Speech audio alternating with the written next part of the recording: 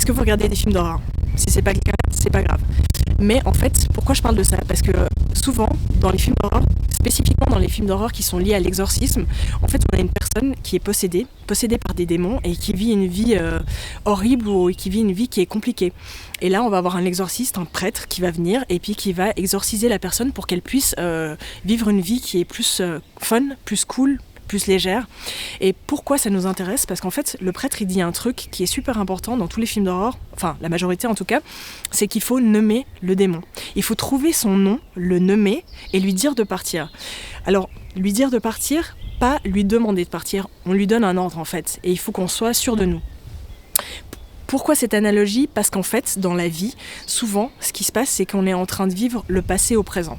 C'est-à-dire qu'on traîne tous nos démons du passé dans le présent et que du coup, on n'arrive pas à vivre une vie qui est parfois pleine, parfois fun, parfois une expérience qui nous fait kiffer parce qu'en fait, on est toujours tiré dans le passé et c'est parce que nous-mêmes, on tire le passé dans le présent. C'est ça qu'il faut se rendre compte en fait. C'est que ces démons-là, ils sont encore en train d'agir tout le temps.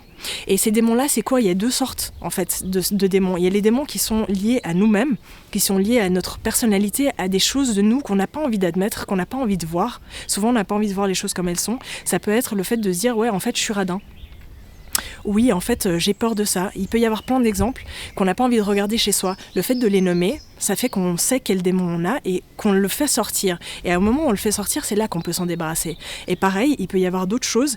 Et ces choses-là sont liées, par exemple, à des choses qu'on a vécues dans le passé, qui peuvent être, par exemple, des choses qu'on traîne comme de la culpabilité par rapport à quelque chose qu'on a fait et qu'on n'arrive pas à se pardonner par rapport à cette chose-là.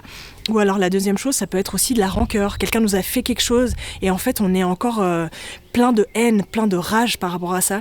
Et on traîne cette rage maintenant et cette rage, elle nous pourrit la vie. On s'en rend pas compte, mais elle nous pourrit la vie, elle nous possède en fait.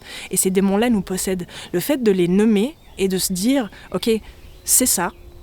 On ressort le démon, c'est ça en fait, on l'appelle finalement, on le sort. Et en appelant et en le sortant, on peut lui dire, écoute, pars maintenant, c'est fini.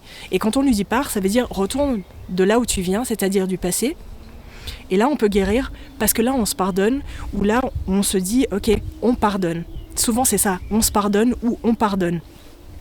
Et quand on a fait ça, on s'est exorcisé tout soi-même de ces démons. Et ce qui est trop cool quand on s'exorcise de ces démons, c'est qu'on peut commencer à avoir un futur différent, parce que sinon on répète toujours les choses, on reste dans des boucles et on répète en fait le passé dans le présent tout le temps. Et le fait de pouvoir changer et sortir de là et d'exorciser, c'est compliqué à dire, ces démons, c'est que en fait on a un passé qui est vide, un canevas vide sur lequel on peut peindre ce qu'on veut. Et ça, c'est trop cool.